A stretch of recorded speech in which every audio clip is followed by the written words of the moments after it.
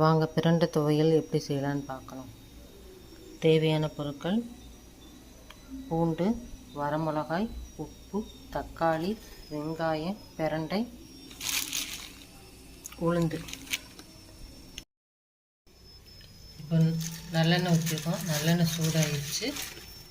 இதில் உளுந்து சேர்த்துக்குவோம். கொஞ்சம் நிறையவே சேர்த்துக்கோங்க. அதோட வரமிளகாவும் சேர்த்துக்குவோம்.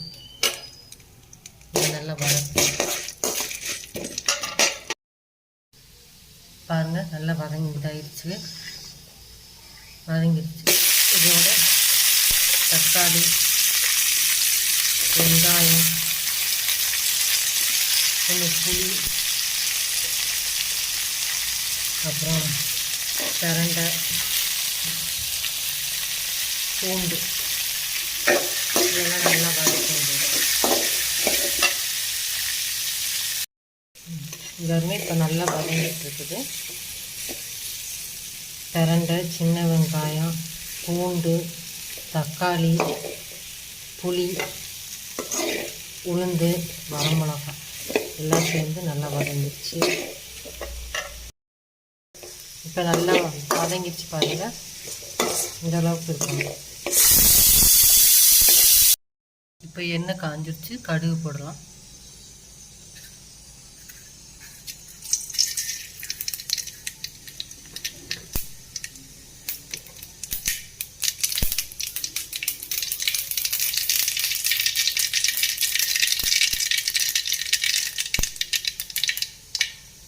கடுகு வெடிச்சு இந்த கருவேப்பிலை,